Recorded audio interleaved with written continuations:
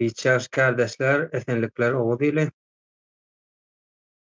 Bugün sizi şöyle temada toplanalım, bu düşüncemi edelim dedik de. Hoş gördüm emeğinizi. Bizim gün vatarımızda bir kanı bir doğan ülkemiz var. Hem komşumuz hem kanı bir doğan ülkemiz. Azerbaycan ili. Şonun daşında gündemde olup duran bir hareketler var da.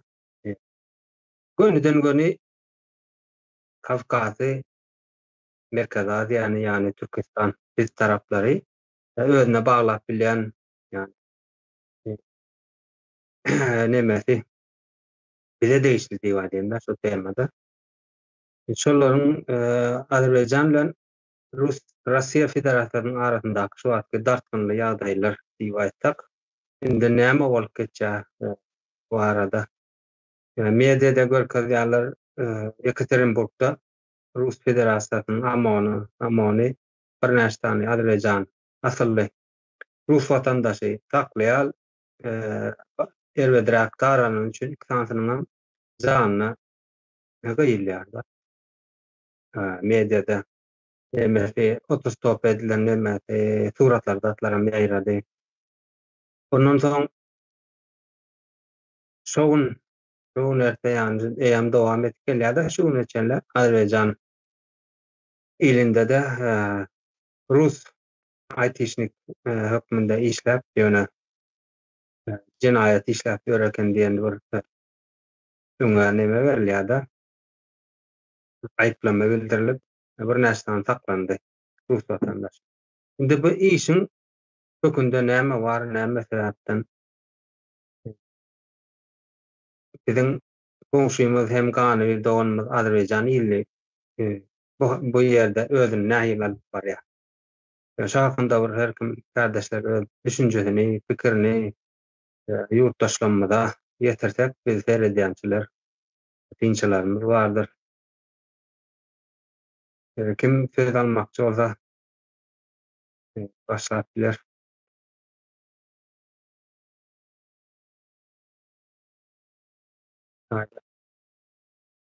Aha. Farahat kardeş buyur. Salamu aleyküm. Hormatly kardeşler. Oğuz ili sözleriň üçin sag bolun. Şoňadyr sosial mediada ýaýrady. O Russiýa bilen Azerbaýjan arasyndaky terbilermenler her analitikler öz pikirini aýdyp geçýär. Şoňa bizim menim öz düşünjemi aýdyp geçdim. Meniň öz görüşüm boýunça näme görýän? Garabağ, Azerbaýjan Garabagy gazanly, ally. Öňüm Azerbaýjanyň dady ýöne şonu gyzyklap otaňda arkasynda durup gyzyklap duran ors ekenler. Türkiýanyň kömegi bilen Azerbaýjan ally, ýa-ni Garabagy gazanly bilen arkasyndan ors çykdy. Ors gyzyklaýan ekenler. Aslynda Azerbaýjan Garabag ikisem bir dogan, bir millet diýýäri. Ondan soň şonda Russiýa gaharlyk aldy da Azerbaýjana gahar geldi. Özüniň maskara etme, orta maskara etdi. Seni diýäsiňi çykartdy da, orkandan soň Ukraina uruşturdy, başlady. Ondan öňkü Sowet Soýuzy sen meň aglymdaky diýip Azerbaýjanyň üstüne bardy. Putin adam sorandyr bundan. Men görüşüm aýdyn. Adam sorady, sebebi adam tapanokda. İşe uğratmaňa adamlaryň menim arda iş bir kaş edin. Videosunu soruşan deportat çekdi. Korkudan urşuru dönüp arkada uğraşıp onda onu sosyal medyadan çıkarmadan, yüze çıkarmadan yöneme görüp bilsin şeyle. Şey deyip gelmen. Onu bana vermedi adam yok. Verecekler deyip ayıttı. Adam bir Baku'dan Grozna uçan tamamlıyordu. Seni adam veren yok mu? Hava veren yok. Benim şey diyenli onu bombaladı. Attı denim. Korkulacak kolunu. Hayvat at ya. Adrejana. Adrejanım. Erham Aliyev'im. Bana yetmedi. Sonunda korkmadı denim. Ütünç doğru. Bir de Mehmet İlyen'de tazminat ödü. Ölün adamların emresine. Ütünç doğru deyip de. Onun şey düşürdü Adrejanı. Gün etmedi. Kiranlar bir ağlarını döndü yurduna onları ötün soramak düşünür. Putin'in boynu oynadan boynu getirilen nokta. Sonra sevuşuk kalı bilen ardından ondan sonra şu gidip böyle hoşortan ne korsedin öşünde kadar vatandaşlarına taradılar. Öldürdüler göz görtülü. Göz görtülü. Ilham Aliyev'in Adrejan'ın karşısına Ilham Aliyev'im dik durdu. Mert durdu. Boynayamadı. Ardına toğ düştü şeydi. Ortadan doğru yüzünü açtı. Ortadan Azerbaycan, İran'dan Azerbaycan'a yetişen narkotik işlerini açtı. Üstünü çetesinin hapse attı, türme attı. Ben şeyle görüyorum, bir adam vermedi, şonçunum şöyle attı. Yani ayrılatılan nokta, Orta Asya'dan Azerbaycan başlatı izinden Kazakistan, Özbekistan'a başlayacaklar. Onun için bunu buraya tutatıyla, Putin'in korkutatıyla, önkü Sovet rejimindeki taklatıyla ona meden o, boyun eğmediler. Dik durdu, boyun eğmedi ve adaletçi şular, sonuna tünetin vatandaşlar.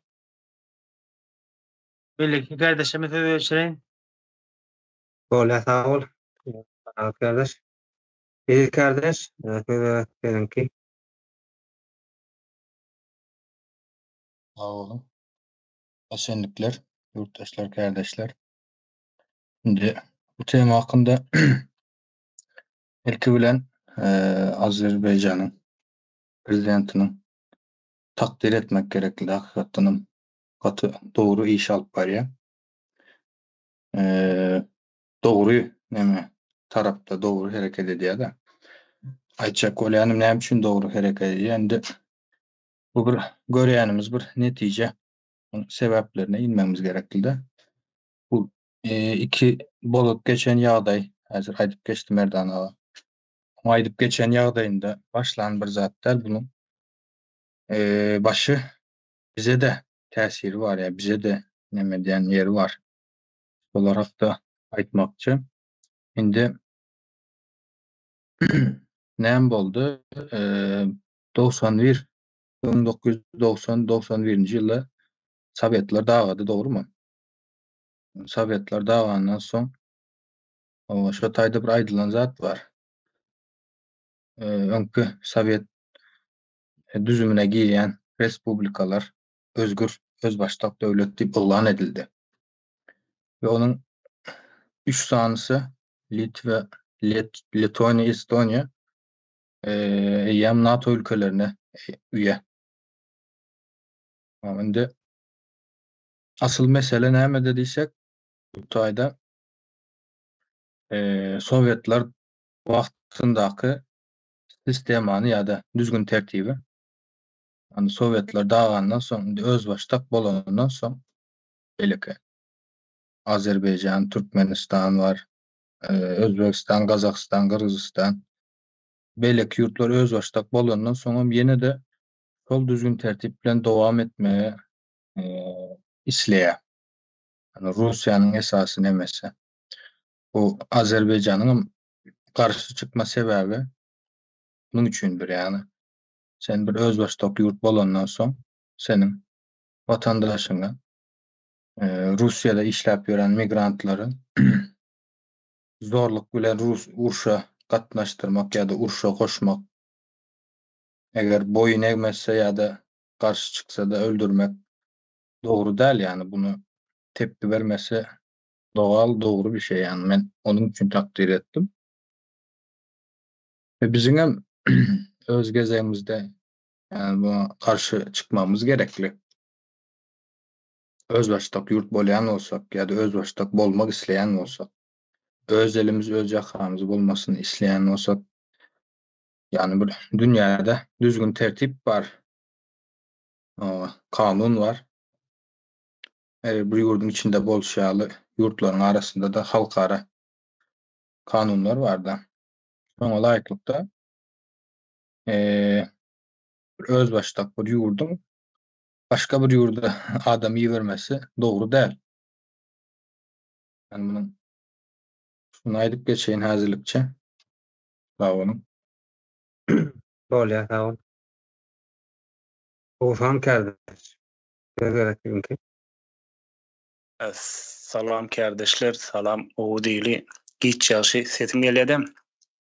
O Ilpilena Azerbaycan halkyny minnetdarlygyny bildirýän berekella diýesim gelýär. Gaty mert durdular. Ilham Aliýew halkyna güwendi, halka markasyny tutdy. Bu Ors imperiýasyndan rejiminden çykmasy gerek. Hemme ülkelerinden şu 15 respublikanyň 3-de çykdy, galalarym çykmasy gerek. Bu Azerbaycan bilen meselesi bilen şol Ermenistan bilen Azerbayjanyň arasyndaky ılalaşyk boldy. Şol ılalaşyk Orsyň işine gelmedi de. Şonuň üçin hem Ors bir gapdala çekilmeli bolýar, onuň belden gidireti gelenok. Çünkü Azerbayjanyň Garabağ savaşynda da Orsyň öz eli bar da. Öz topragy bolmayan milletler kuldur. Ol kulçulukdan hem Ors milleti Rus imperiýaty çykaryp gelen o halklary. Orta Aziýany, Kavkazy öz gol astynda tutasy gelýärdi. Yani İkinji Dünya Savaşynda da şu Kavkaz milletleri, Orta Aziýa milletleri bilen savaşy kazanan ekende. Bunda açyk görünýärdi. Ukraina savaşı başlady, 3,5 ýyla ýetip gelýärdi. Bir eden işi yok da. O zaman bir yahildiğin bir neme sığmacak zatlar edýärdi. Esasy uruşuň bir kurallary bardy. Kurallarında siviller bombalanmaz. Yine wayenny bazalary bombalarlar. Bular bolsa şäherleriň içini bombalap berdi. Bir kili näildiğin bu wagşy bir şekilde de şu özleriniň perde arkasyndaky nähili nemeliklerine bir ýigneşliklerine görkezdiler da. Orsun. Ne gayet öňünden videolarym çykýar şolaryň bunlara. Özler öýle samimiyetsiz, öýle bir ymsallykdan çykanlyklaryny açyk-açyk görüp bolýar şolaryň. Şu Orta Aziýany, Kavkazy gol astynda tutmak, entegim şu imperiýa güýjüni göstermek bilen şu baskı altında ýaşatmak isleýärdi. Çok gul edip ýaşatjak bolýardy. Sebebi bu beçerli Orta Aziýa, Kavkaz şulara hyzmat edip geldi. Hyzmat edip geldi, göne hyzmat edeniň bilen hem ýene de şu milletleri ikinji derejede görüp geldiler. Çukça diýdiler. Bular mendi 21-nji asyrda milletler özgür bolmak isleýär. Özgürlüge çykjak bolýar. Muňa da Ruslar, Rus imperiýasy ýol vermejek bolýar. Halkyň özgürlügini gazanjak bolýar. Bu konuda Azerbaycan berekella diýesim gelýär. Jam durdular. İzam gelsin. Muň dowamy Kazakamaşlar, Özbekamaşlar, Türkmenamaşlar hemme şöýdi bir ayaktan bir güýçlen uğrasalar Ors imperiýasynyň hasam ýykylmagyna daha da badalga berýärler da. Şu adana zorluk bilen Azerbaycanlary näçe ýyldan beri ýaşap beren özlerim şolaryň finans ýagdaýyna da destek berip duran o ýerde ýaşap beren watandaşlary, Azerbaycan watandaşlary ama onlar zorluk bilen urup öldürdiler. Hadi Azerbaycan halky razy bolmady, tepki gösterdiler.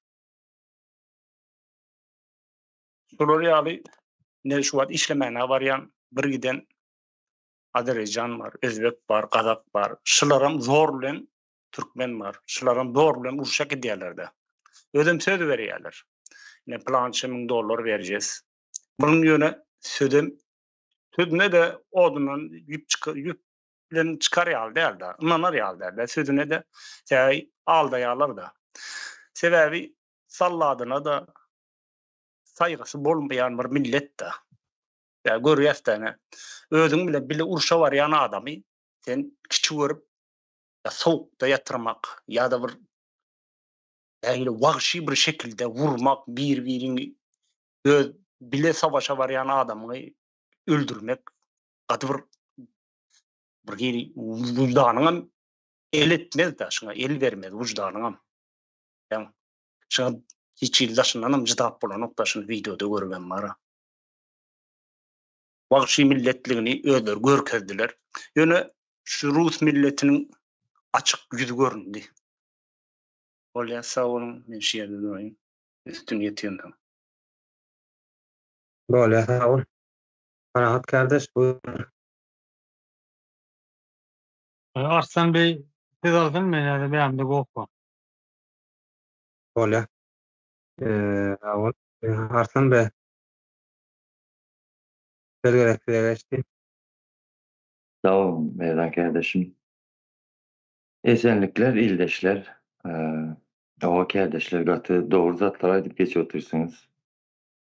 Ne hazır sizin aydıp geçen zatlarınızda kardeşler şeyle bir tarafı vardı. O da neyli?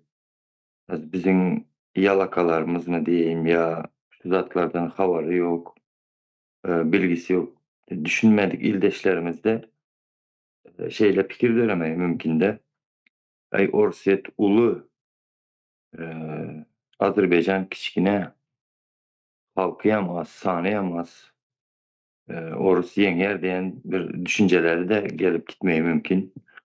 Şimdi berde asıl o gücünde ya sanının köplüğünde değil. Berde bir ilki bilen bir devlet kuruluşunun yankı devlet sistemasının bir vatandaşı koruyuşu var da bolmalısı yağlı. Şonun yağlı zatlarım görünüp gidotir. Ben şeylere düşündüm. Ondan sonra bir gadamy bir Orusdan has bir gadamy bir milletin özünün bir duýgusy, bir duruşy, ýa-ni mertebesini goraýşy bar da şo zatlaram gaty uly rol oýnatyrdy hazır berde. Sebep neçe ýyllardyr Azerbaýjany sömürüp geldi. Kän ganyny döktü bu milletin hem, bu halkyň hem, bu gardaşlarymyzyň. Şo zatlaram bar da berde. Ondan sonra biz sana özümüzü bundan sonra sömürtürecek değil deyip yankı bizim özümüzün serhetimiz var yankı bu halkın bir nemesi suvereniteti dililere suvereniteti dililere şunun yalı bir nemeleri var da şo zatlaram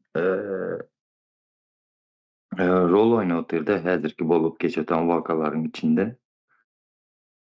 Garaz diyecek olatanım biz seni sana özümüzü sömürtürecek derdi işi de bu Azerbaycan'ın bolması hem şeyle.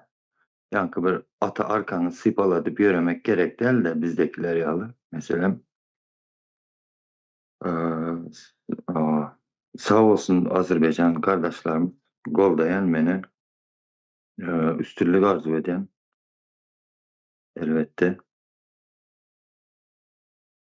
Sonra dünyalı bir zaten bolup geçiyordu. Hani bizim propagandistlerimiz, yalakalarımız yıllardır Orus bizi gorayar zat deyip gelirlere sayda Orus'un goramayandığını, bizim yurtlara, bizim milletlere dost bolmayandığını Azerbaycan meselesinde görüp bolýar. Çünkü özündeki kemin gözüne ken batmayar ya ken gözüne görünmeyer de emma gomşundaki tiz görünýär. Yani şu Azerbaycan komşumuzda da gaty bir öğrenere ya düşünere, akıl yetirere kän misallar bolup geçiyor. Şular hem Azerbaycan hem yani SSR'nin sastavında yaşadı. Boldular, sömürüldüler hem. Biz hem şonun ýaly bolduk. Garaz şu taýda bir teraziye koyup, aklın terazisine koyup bir ölçemene, illeşlerimize gatyken bir misallar bolup geçiyor. Şu orsun bize dost bolmayandygyny ya bolmajagyny hem bolmayan boljak däldigini hem görüp bolýar-da. Azerbaycan hazırki bolup geçýän wakada. Garaz şu misal nimede? Berjek bolan misalym Gaptaldan seredip dursaňyz göze görünýär-de şu orsamın sömürtülmeli däldigimizi, baýlygymyzy bermeli däldigimizi ya olaryň bir atyna gelip arkaňy sypalatmaly däldigini de. Sag olun, men sözümi jemledim. Bolýar. Sag ol. Men söz alaýyn. Buyur. Buyur Ferhat kardeş. Ýa Arslan kardeş gatty gowy temalar aýtdy, gowy sözler aýtdy. Benim biraz üstüne goşaýyn. Dogry aýtdy, Türk Orsdan dost bolmaz. Ors diňe düşmandyr. Türkü döwletleriň hemmesine düşmandyr. Türkü döwletleriň olary nähil edip Soýet dörmäke nähil garşylyk görkezeni öz gahrmanlaryny öldürdiler-de. Onu zorlan alırlar-da. Kösenip onu alırlar-da. Türkmenistany. Şoňary Türk döwleti hemmesine şoňlar kösenler, köp ýitki berdiler. Şoň üçin häzirem wagtda saklamak isleýär. Orta Azia Türk döwletlerini ne Türkmenistanyň Türkmenistana ugany saldyrjanam, ugany Türkmenistana saldyrjany o Talibanlar geldi. Şu tarapdan halatymyzy öldürdi diýendirler. Ana şonu etdirýänem, ort etdirýär. Russiýa diýeni var şoň aňatyna. Aňarda kotorunda Taliban olur Türkmen. Bizim Türkmen gelip öldürüp gitmeden ne öldürsün orada seni? Magalny degmeseň, goýuny degmeseň, itine degmeseň. Aňardan ors gyzykdýar. Edil Karabagy Azerbaýjan tarap gyzykdaýjaly, Uwganistanyň Türkmenistan tarap gyzykdaýar. Keypini öldürükde ne olur? Şu özü ors buyruk görýär. O ýaragy orsuň ýaragy, Uwganyň elinäki. Hem ýara görýär hem barky şol öldürüp gaýtdy. Hatlar biziň milletimiziň hem görmesi gerek. Näme üçin Azerbaýjanyň iki tane watandaşyny öldürenlerini hasap sorady. Azerbaýjandan hem Türkmeniň Ukrainada näçe eskeri ýetir düşdi. Ortaň tarapyndan göreşip o ülkeden wa näme üçin Türkmen soramalýar ony? Näçe sorap bilenok? Men sorap bilýärdi. Näme üçin Türkmen sorap bilenok Türkmenistan? Döşüne kakıp beren arkadamyz diýen Serdar gahrman bolan Serdar. Näçe sorap bilenok berdi? Näçe watandaşyň öldü, uruşdy, gilenok. Näçe okuwçy, näçe tany okap beren talepleri ýerine kowdy, goýer, deport etdi, okuwdan çykardy. Näçe üçin şoň soranok hasabyny?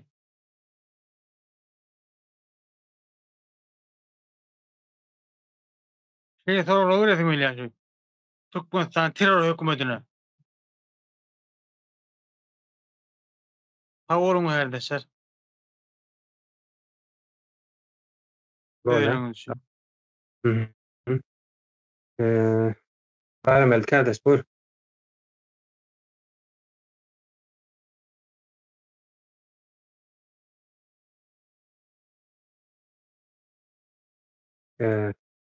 Gepleýän bolsaňyz sesiniz gelenok.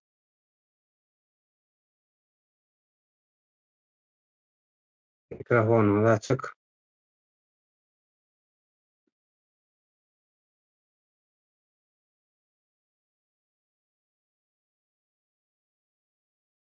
Bolmasa. Hani? Alo, sesim gelýärmi ýerden? Indi geldi. Ola. İşçi kardeşler, salam vatandaşlar. Menimçe Azerbaycan, Rusiya arasyndaky dartgylyk barada öz pikirimi aýtsam, bu zatlaryň aňyrsy taryha dayanýar da. Ol häzir serede oturup Azerbaycan halky bu ýagdaýda men goldaýan azyk Azerbaycan halky oýanyp başlady men pikirimçe. Sebebi bu Azerbaycan halky bize görä azyk agyr günleri gördü biziň türkmene göräňde. Sebebi tarihimizde aňyrdan bile gelýär bolýar ýöne esasy ýeri 89-90-njy ýyllarda da Ermenistan we Azerbaycan arasynda uruş bolup Garabagy ermeniler aldy şo döwür. Şo döwüram ermenilerin arkasynda Soýuz goşullar durup şo ýagdaý bolanda indi şonu Azerbaycan halky düşünüp başlady, orta tanap başlady. Son galy bersedem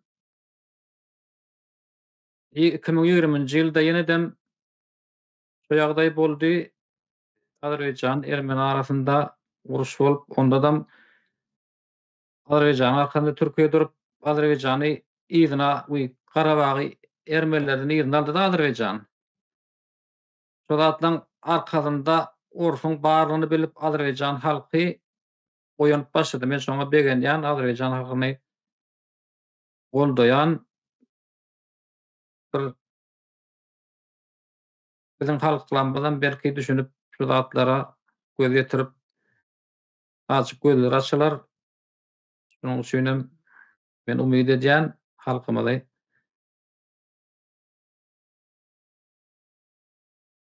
şu zatlar görmesine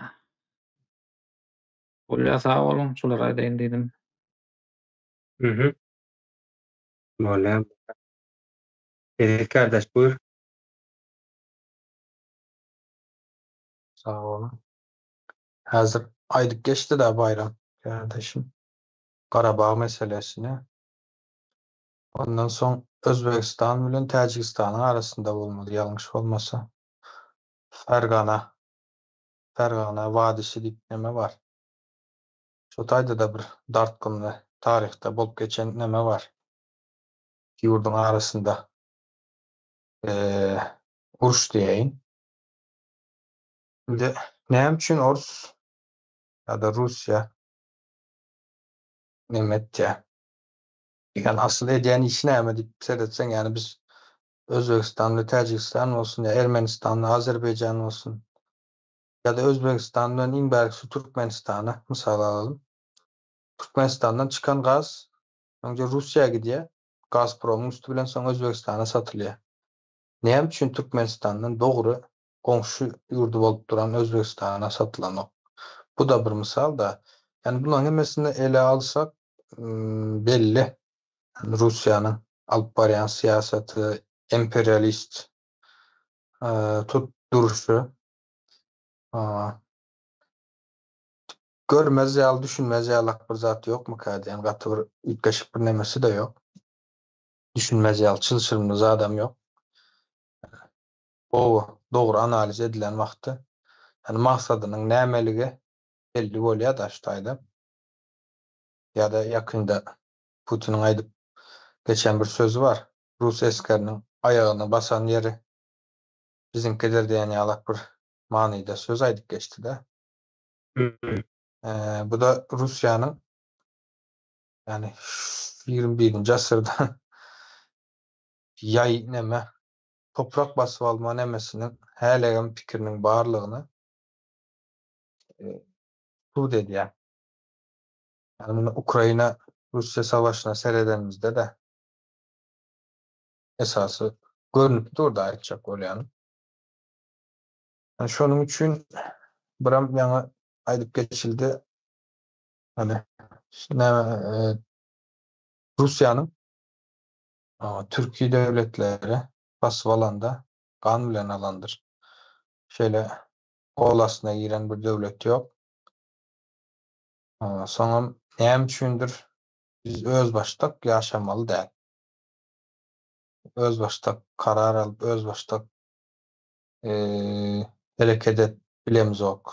Näme sebäpden? Ýani muny öňümizde nämetden böwet bolýan mesele nämeden ibaret? Ýani bu soraglara nämetmemiz gerekli-de. Soramamız gerekli. Sağ olun. Haydi boldum. Bolýar, sağ olun. Söz berek Arslan kardeşimki. Buyurun. Sağ olun. Ben yankı sözümün üstünü biraz doldurayım da. Yani şu Azerbaycan meselem kiçkine bir yurt. Halkıyam, teritoriyası boyunca Orset ulu da. Bu tayda sen ulumışım deyip yankı menem kiçimişim deyip yani ağzının üstüne urdurup baylığını berip koyarmalı diyen zat yok. Bu tayda sen başka millet, sen başka bir yurt, sen serkedin var, sen özünü hormat koydurmalı. Sen çünkü senin bir kadını millet, senin bir suinitetin var. Kim bolsa bolsun özünü goramalı da, özüne hormat koydurmalı. Sen kiçi bolsan senin baylığını da alıp gidivermeli diyen zat yok da. Bunu Azerbaycan hazır şonu suud edipdir. Ondan önde de Ukrayna suud edip gelipdir. Ulu bolsa da yani goranmalı. Özüňi hem, halkyňy hem ayrı bir milletliğini suud etmeli. Bu dünyada yankı yaşamaya hakyň bardygyny takazit etmeli de. Şonuň ýaly yerleri hem bar. Men şunu goşmak istedim yankı. Bu ulu bolsa uluya aydan edip oturmaly diýen zat ýok diýjek bolýanda. Çünkü senin hem merteben var. Sağ olun. Bolýar, sağ olun kardeşler. Wagtymda mende bir näme bolandyram. Benim biraz üstüne goş geçeyin de onda. Şimdi Muhammed kardeş elma. Buyur.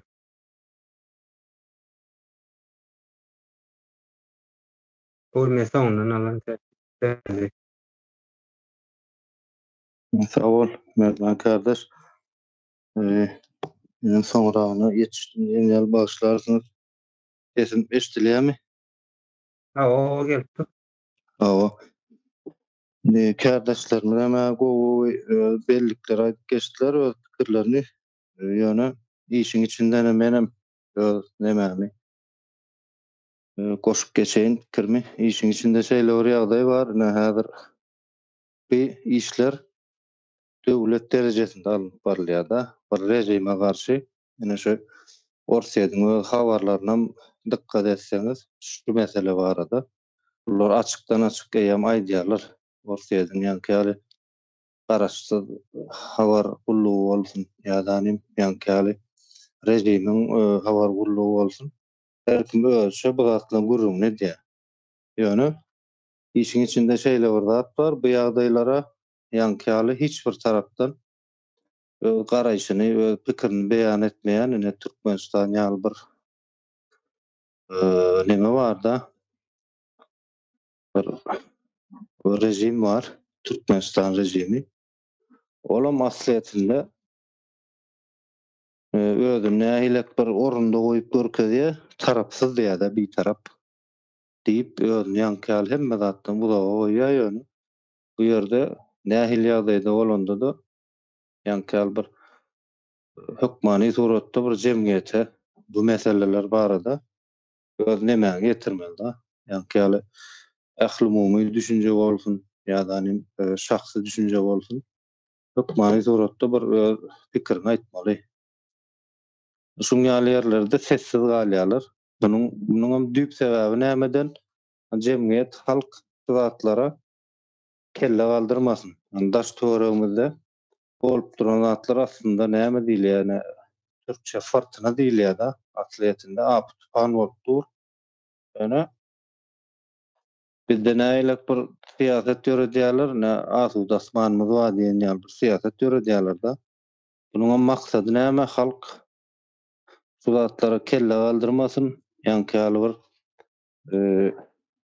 olumlu olumsuz diýilýär da, ýa-ni bolup biläjek zatlar, boljak zatlar, ýa-da şu zatlar ýalňyş, şu zatlar dogry diýip jemgyýet şu meselelere öz pikirini goşmasyn, hiç şeýle bir gatnaşykda bolmasyn diýen ýaly bir siýaset bilen şeýdip halkyň aň düşünjesini neme diýerler? Passivleşdirýärler. Haýsy bir mesele bolanda. Bu näme diýmek bolýar? Bu ýurdun içinde ýa ýurdun daşynda bolup biljek, ýüze çykjak adatdan daşary ýagdaýlara garşy hiç bir reaksiýa bildirmesinler diýe da jemgyýet şeýdip beýle bir neme ekologik bir ýagdaýa getirýärler da. Bu diýmek näme diýmek? Yani mallaşdyrýarlar türkmençiligi aýdanda. Bir sürä urýarlar şeýdip. Sürü nämedir? Sürü insan otluk ýere sür, ýa-da otuň ýok ýerine sür. Sürüden bir ses çykmaz. Nämedir? Ýene-de özüniň maksady nämedir sürüniň? Meňzetmek agyrak gelýär, men ötünç soraýan ýöne. Başga nähili ýagdaýda düşündük bolar.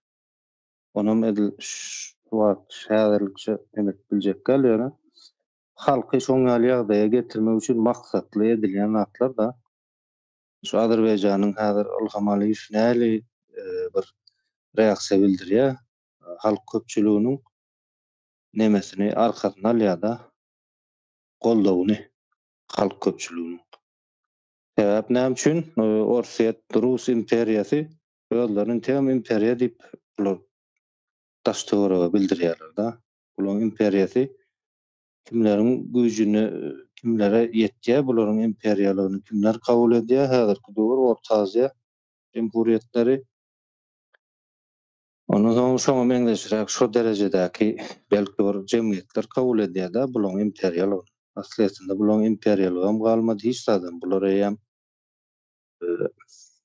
soňky demlerini ýaşaýarlar diýip aýdyp bilýär da. Ene Azerbaýjan milleti öz prezidenti bilen zatlara hem neme barýar da, aşyp barýar. Men pikirimçe gator taryhy bir işiň başlangyjyny başlaýar. Ýa-ni imperiýaga garşy baş galdyrma, imperiýaga garşy gaýtygul berme.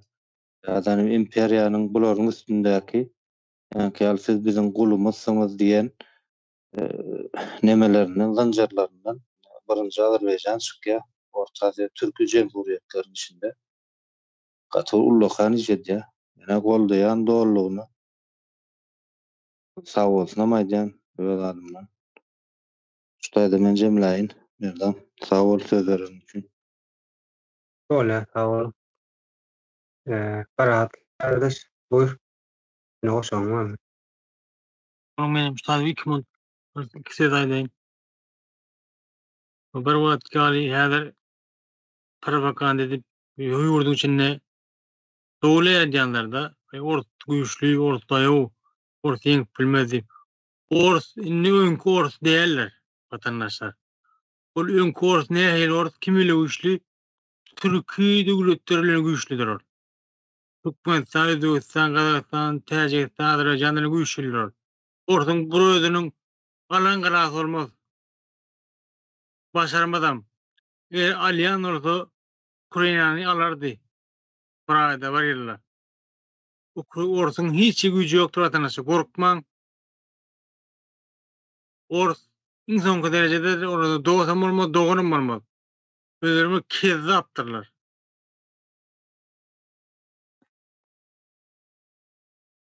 Bu wagt güýçleri ýok. Ol 40 ýaşda näme üçin ýeňdi?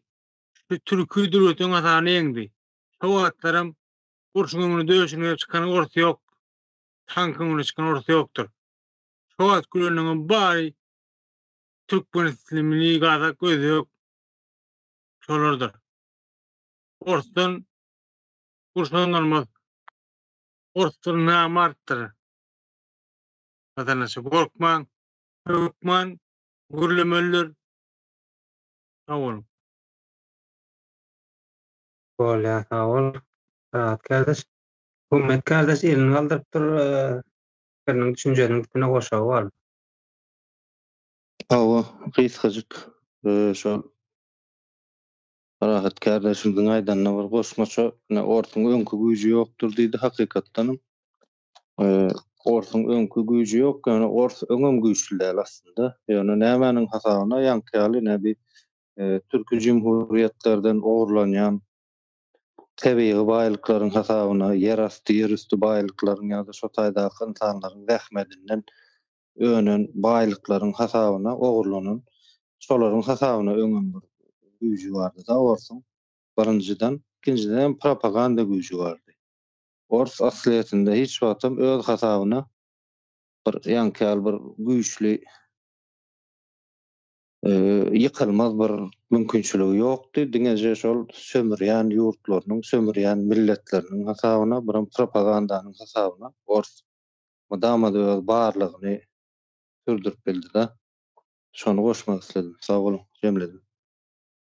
Bolýa. Sag ol. Orhan kardeş buyur. Tamam, 2 minut şu tagdaýdyk geçeýin menen. Şu atomlu bombasında neme diýär şimdi? Atomlu bombam bar. Yani urur. Ya da indi şu atomlu bombadan hiç kim gorkan okda, hiç bir döwlet. Yani şu Germaniýanyň täze prezidenti boldy.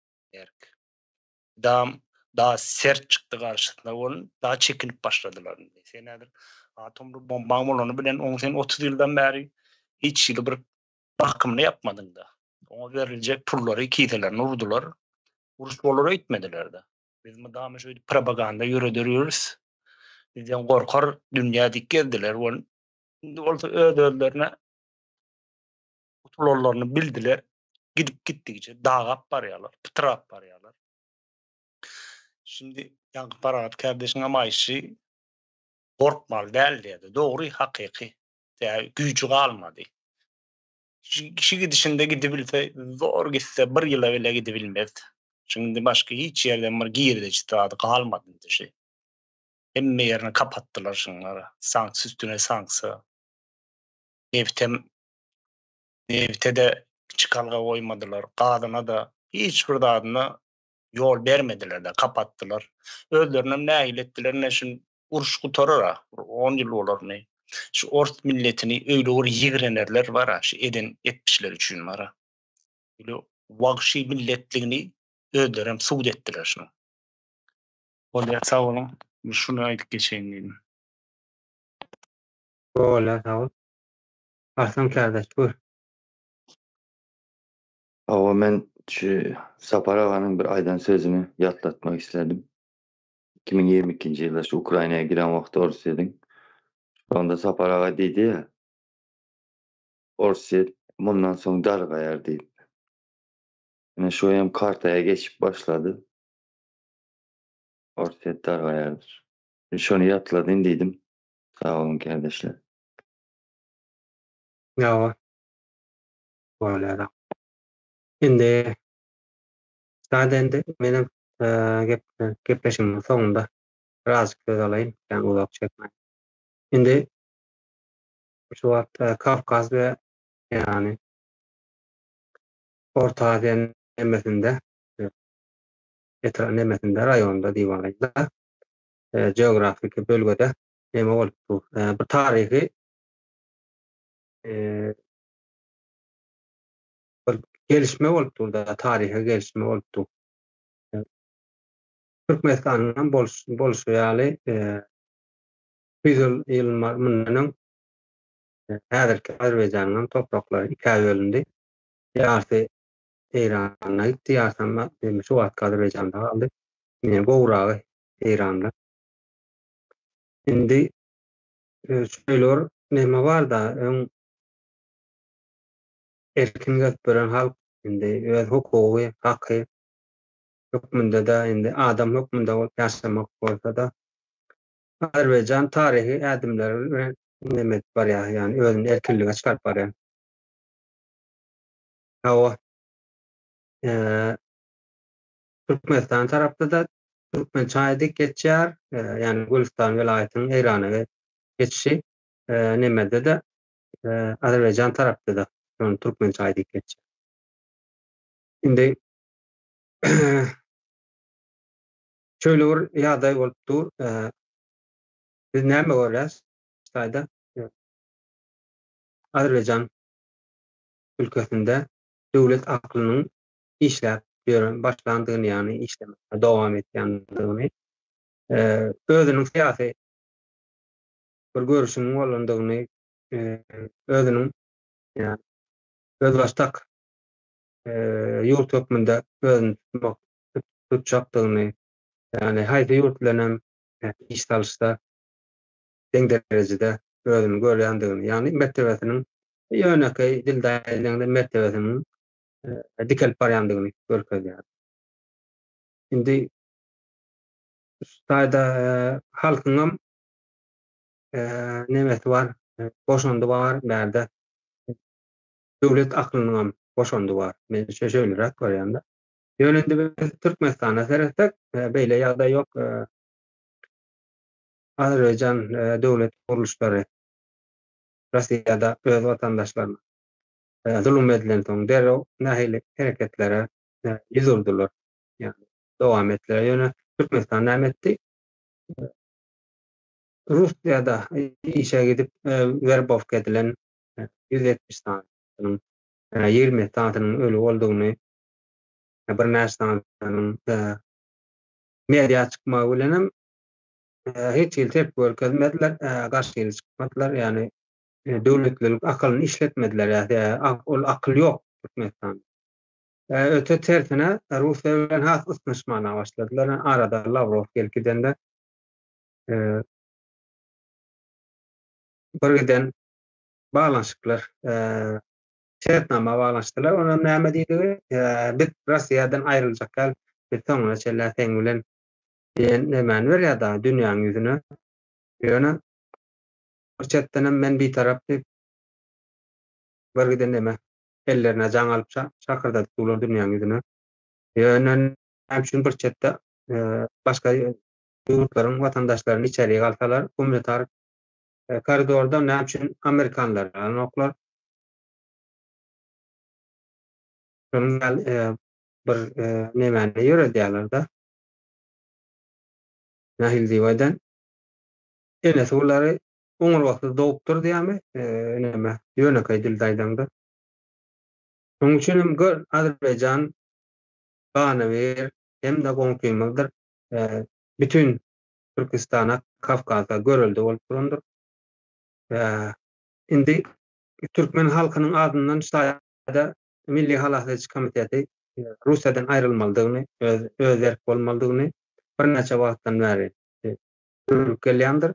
Öz syýasy pozisiýasyny görkezip gelýändir. Bu dowam etmelidir. Indi Türkmenistandaky rejimiň hiç ilçäreti ýokdur. Gurucu Milli Halaklaç Komitetiniň gurucu meclisine häkim edi, ýani ýurdy tapşyrmalydyrlar. Başga çare ýok, olarda galmady. Şu wagt edip biljekleri bar edýänler özleriniň nähil diýýärler, wagt tutýarlar. Wagt tutanyň bilenem dünýäniň ýüzünde bular hiç kime gerek gel. Şonuň üçin iň soňky halkyna edip biljek hyzmaty gurucu meclisde tapşyrmaly. Azerbaýjanyň ýene Azerbaýjan hakynda da aýtsam, Azerbaýjanyň öz tarihi ýerlerini eline ýygyna gaýtaryp gelýär, öz erkligini gününden dikeldik gelýär. Dünýä bilen gatnaşykda özüni gowy görkezýär. Ýene humanitar, ýani adamçylyk tarapdanam Ukraina, Russiýadan basky gelýär näçe ýyldan bäri. Şoňa tarapda ýani derman bolar, iýmit bolar, eşik bolar, ýani humanitar kömek egsiýeden dol iýerip durandyr. Bulan bir dünýä hukukuna ýa-da insan hukukuna goşunyp boşandygyny özüniň bir demokratik ýol bilen saýlap barandygyny, hukuky saýlandygyny görkezýär. Meşeler aýdan diýdim, kardeşler, bu tema üçin wagtyňyzy aýryp gelýäňiz üçin hemme şeňe taňry ýatkasyn. Muhammed kardeş elmändir. Buyur, hoşçakalın abi.